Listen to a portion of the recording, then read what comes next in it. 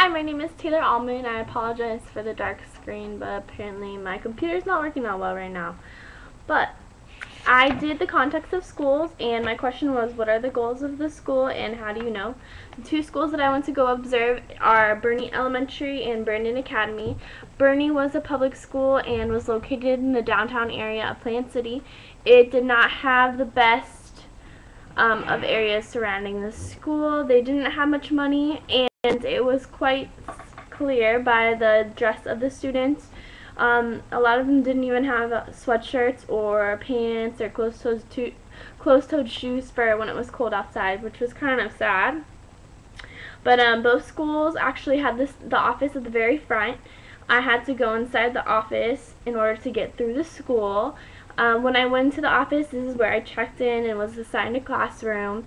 And then at Boerne Elementary, they actually sent down a couple of students to lead me to the classroom that I was going to be watching.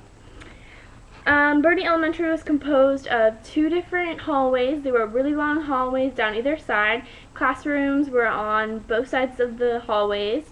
There was a cafeteria also on the right-hand side, and both hallways led all the way down to the library and the open field for PE. Also behind the office was a staircase that led up to the third grade classroom. Although there wasn't that much money involved in the school, the teachers worked really hard to engage the students as much as they could and make things fun for them. So they decorated their classrooms and made them really vibrant and colorful to catch attention of the students and to really get them involved in whatever the activities were that they were doing. I noticed that the ESC students in one of the classrooms that they were integrated in really got frustrated when they didn't understand something. And these teachers worked super hard to make sure that they could get them to the level that they needed to be and that they understood what they needed to understand. The teachers did not give up on them, and they would continuously go back to make sure not only ESC students but other students as well understood the lesson that was being taught and how it was going to be done, and made sure that they could do it again. The mission statement for Boerne Elementary was learning whatever it takes, every child, every day, every way. And I completely found this to be true at Boerne Elementary. The teachers worked completely hard and did everything they could in their power to make sure the students succeeded. They had a very diverse body of students.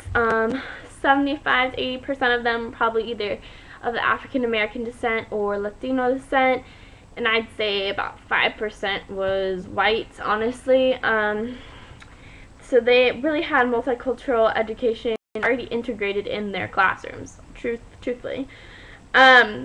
They were really about student success, and they would actually do tests every 2 weeks to see improvements in students and what they could do to help them.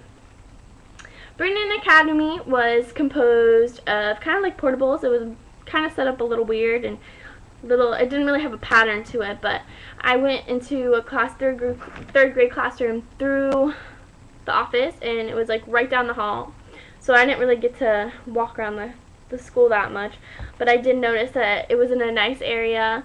They had, middle class to upper class homes, and they definitely had money. The students were all dressed in uniforms. They had, their hair done, and they had appropriate shoes. They had what they needed. The teacher was really about accomplishing tasks. They weren't so stopping, to make sure everyone understood, but it was about like getting through what needed to be done, and this is what needs to be done, and this is how we're going to do it, and that's that.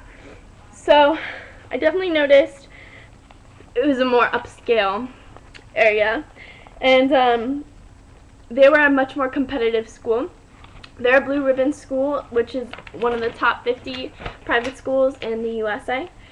Their mission statement was seeks to educate young people in an environment of respect, coupled with a commitment to quality education and a challenge program for students of average to above average ability. I really wasn't surprised, but this kind of upsets me because it kind of excludes any students that have disabilities, not as welcoming towards them. But it is a private school, and it is, very competitive. So I found these answers through observing and by going on the school's website and looking at their mission statements. And this is how I came to my answers. Thank you.